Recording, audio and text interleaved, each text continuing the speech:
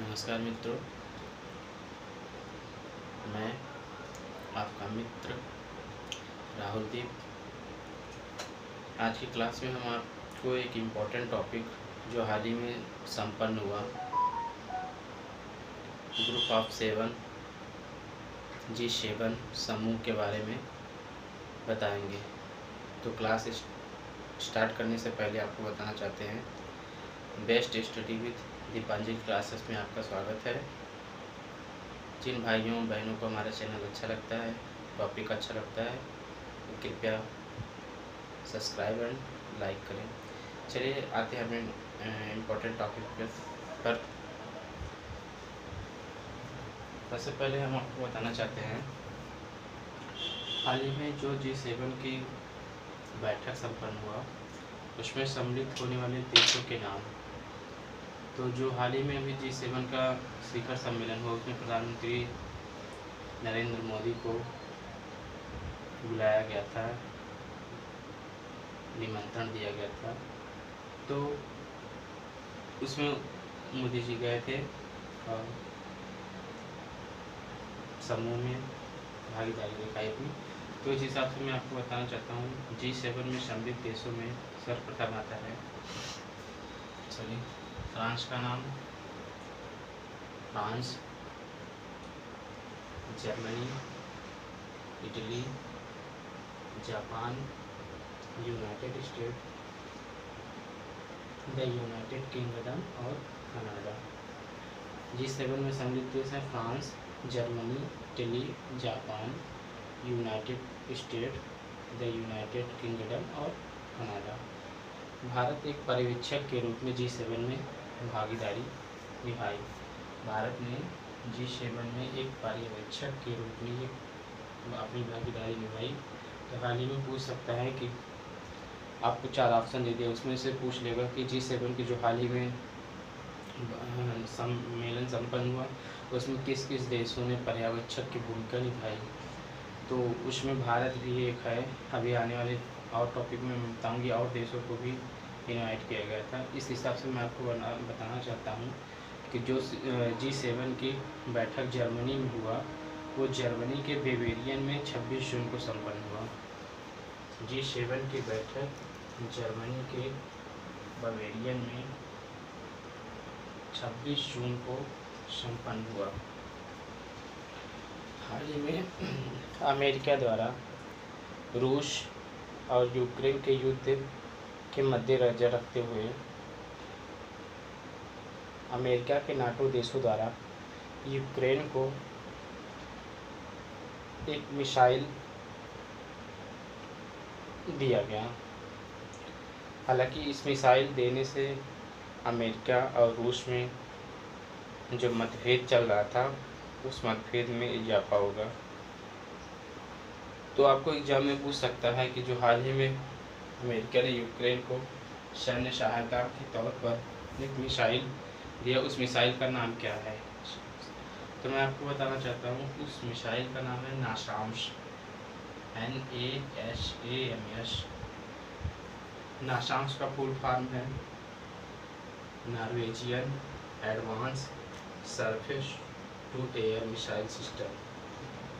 Norwegian advance surface to air missile. हालांकि ये जो मिसाइल अमेरिका ने यूक्रेन को सैन्य मदद के रूप में दी है, उस मिसाइल का अमेरिका में व्हाइट हाउस की रक्षा के लिए प्रयोग किया जाता था। तो इससे जहाँ तक है कि अमेरिका और उसमें जो मतभेद थे, उस मतभेद में काफ़ी इजाफा होगा। हाल ही में भारत के प्रधानमंत्री श्री नरेंद्र मोदी जो G7 में देश में भागीदारी दिखाई बैठक के लिए, उसमें भारत ने G7 द्वारा जारी किए गए 2 वक्तव्यों को अपना नाम दिया गया है। एक का शीर्षक है लचीला लोकतंत्र वक्तव्य, एक का शीर्षक है लचीला लोकतंत्र का वक्तव्य, और दूसरा है जलवायु तटस्थता की ओर स्वच्छ और न्यायपूर्ण संक्रमण में तेजी लाने के लिए बलों में शामिल होना।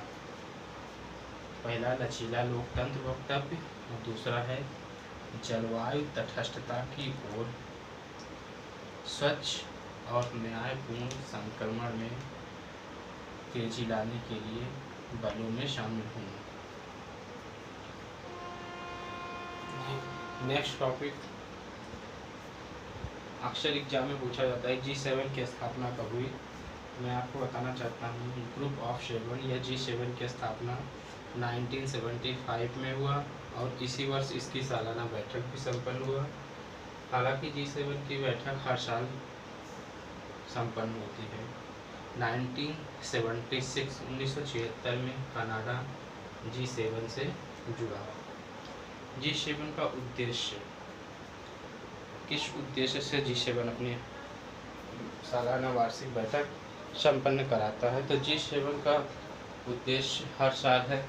इसका पहला उद्देश्य है हर साल आयोजन को संपन्न कराना, मतलब हर साल बैठक कराना। ह्यूमन राइट, मानव अधिकार पर विशेष ध्यान देना। जैसे कि अभी G7 का बैठक जो हुआ उसमें कई मुद्दे उठाए गए, जैसे रसिया यूक्रेन में जो युद्ध चल रहा है उस पर लेकर के ह्यूमन राइट, मानव अधिकार का उल्लंघन के आधार पर उस पर चर्चा हुई। उसके बाद वैश्विक मुद्दों पर अलग अलग चर्चा होगा। विश्व में जैसे कि चीन में मानव अधिकार का हनन हो रहा है, वहाँ पर भी उस क्षेत्र में भी, तो इस बैठक के माध्यम से विश्व के तमाम देशों में ह्यूमन राइट, मानवाधिकार का जो उल्लंघन हो रहा है उस पर चर्चा की गई। हालांकि इसी फोरम के माध्यम से G7 के देशों ने चीन को भी दो टूक कहा कि चीन हिंद महासागर में जो अपनी गतिविधियाँ बढ़ा रहा है वो असंवैधानिक है, क्योंकि हिंद महासागर किसी एक देश की संपदा नहीं है, उसमें संपूर्ण विश्व और जो उसके आस पड़ोस के देश है उन पर भी हक है। तो हिंद महासागर पर चीन जो एक तरफा अपना हक जमाता है उस पर G7 के देशों ने वक्तव्य दिया, और चीन में जो तिब्बतियों और वहाँ के अल्पसंख्यक मुसलमानों के ऊपर जो अत्याचार होता है उसको भी लेकर के G7 के देशों के द्वारा आपत्तियाँ उठाई गई। तो G7 के माध्यम से कुल मिला जुला कर यही ह्यूमन राइट, मानवाधिकार से संबंधित वैश्विक मुद्दों पर लोगों का ध्यान खींचना और जो भी घटनाएं घट रही हैं उनको उनके खिलाफ एक मुहिम चलाना, जिससे कि उनको एक तरीके से सुरक्षा प्रदान की जा सके। तो हम आपको बताना चाहता हूँ ख़ास तौर पर जो इस साल की G7 की मेज़बानी थी वो जर्मनी के द्वारा संपन्न कराया जा रहा है। हालांकि G7 का जो भी बैठक जिस देश के द्वारा अगवानी की जाती है उस देश के द्वारा संपूर्ण उसकी गाइडलाइन तैयार की जाती है बैठक की शुरुआत में, और बैठक के संपन्न होने तक जो भी सारी गतिविधियाँ होती हैं मेजबानी देश के द्वारा ही संपूर्ण किया जाता है।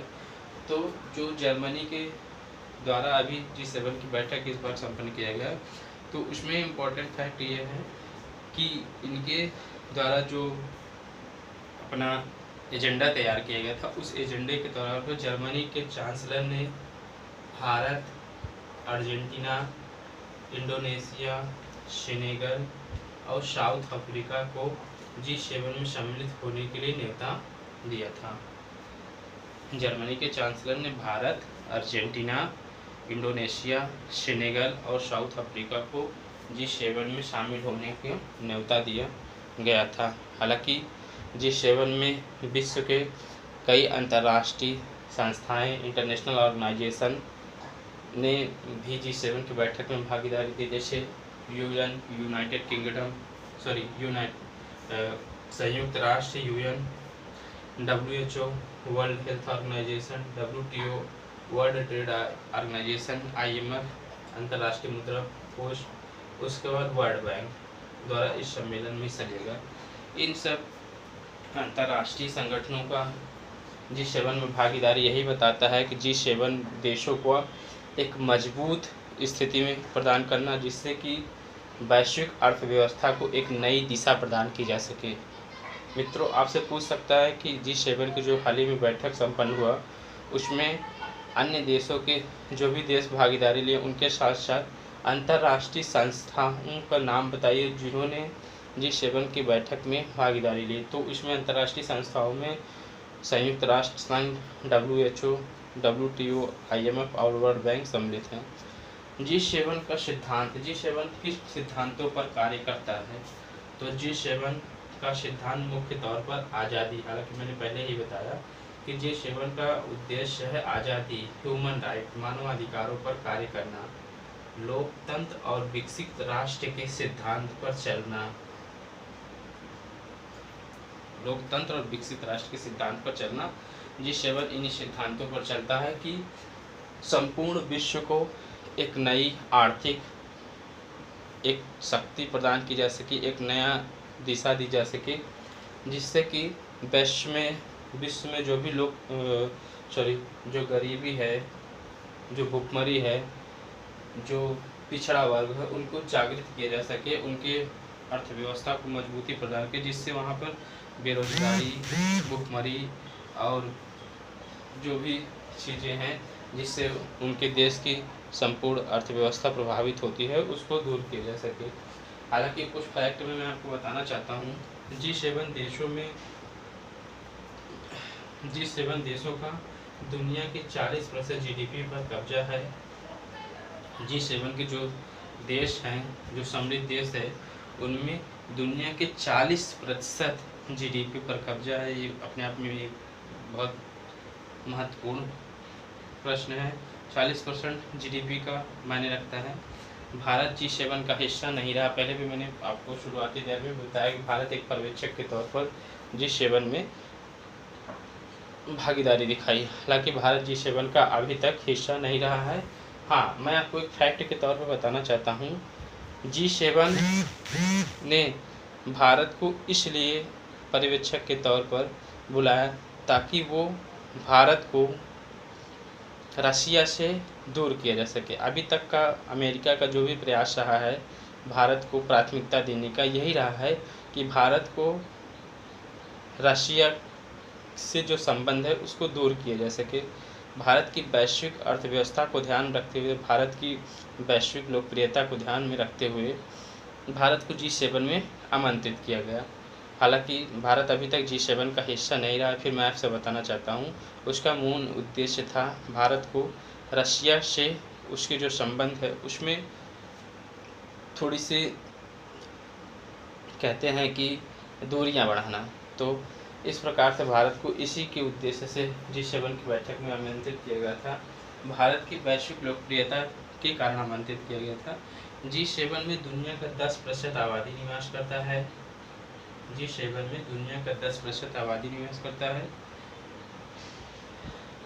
हालांकि G7 में संयुक्त राष्ट्र सुरक्षा परिषद के 3 अस्थायी सदस्य मौजूद हैं। संयुक्त राष्ट्र सुरक्षा परिषद में G7 के 3 परमानेंट मेंबर अस्थायी सदस्य शामिल हैं, जिसमें अमेरिका है, फ्रांस है और यूनाइटेड किंगडम है। ये भी अपने आप में एक बहुत बड़ा महत्व रखता है कि संयुक्त राष्ट्र संघ में सुरक्षा परिषद में परमानेंट अस्थायी सदस्य में अमेरिका, फ्रांस और यूनाइटेड किंगडम जैसे देश G7 में शामिल होना G7 को एक ऊर्जा के तौर पर ही देखा जा सकता है। प्रधानमंत्री नरेंद्र मोदी G7 पर अपनी बात 2 फोरम पर रखेंगे। हालांकि एक फोरम इनका है ऊर्जा और आतंकवाद। पहला फोरम ऊर्जा और आतंकवाद, खाद्य सुरक्षा, और दूसरा फोरम में ये है पर्यावरण और लोकतंत्र। ऊर्जा, आतंकवाद तो आपको समझ में आता होगा, बट आतंकवाद के माध्यम से जो नरेंद्र मोदी अपना बात रखे हैं उसमें खास करके पाकिस्तान को टारगेट रखते हुए किया गया है। आतंकवाद के जो मुद्दा उठाना था उसमें FATA financial action task force मुख्य भूमिका निभाता है। हालांकि हाल ही में FATF के नए कोई सदस्य नियुक्त हुए हैं जो भारतीय मूल के हैं। राजा करके ऐसे कुछ हैं, उनका नाम मैं आपको क्लियर नहीं बता पा रहा हूँ। अगर उस टॉपिक पे मैं कभी वीडियो बनाऊंगा तो आपको बताऊंगा। FATA का मुख्य किरदार क्या होता है, या फिर टीए में अभी पाकिस्तान कितने सालों से फंसा है, जिससे उसे वैश्विक राशि जो मिलती थी सहायता के तौर पर, वो बंद है। आतंकवाद के वित्त पोषण के आधार पर पाकिस्तान को FATF में ब्लैक लिस्ट किया गया है, जिससे उनको वैश्विक धनराशि या वैश्विक जो भी ऋण मिलती थी वित्तीय तौर पर, वो नहीं मिल पा रहा है। तो पाकिस्तान भी FATF से ब्लैक लिस्ट की सूची से बाहर निकलना चाहता है। इसी के मद्देनज़र रखते हुए अभी हाल ही में जो 26/11 मुंबई में बम ब्लास्ट हुआ था, उसमें मुख्य एक आरोपी था, उसको पाकिस्तान के कोर्ट ने सज़ा के तौर पर जेल में रखा। तो पाकिस्तान का भी जो नए प्रधानमंत्री बने हैं, उनका भी मुख्य उद्देश्य यही है कि पाकिस्तान भी FATF के माध्यम से ब्लैक लिस्ट से बाहर है, जिससे उसकी अर्थव्यवस्था को एक नई दिशा प्रदान की जा सके। मित्रों, G7 के माध्यम से जो भी इम्पोर्टेंट फैक्ट था, मैंने आपको अपने वीडियो के माध्यम से संपन्न कराया।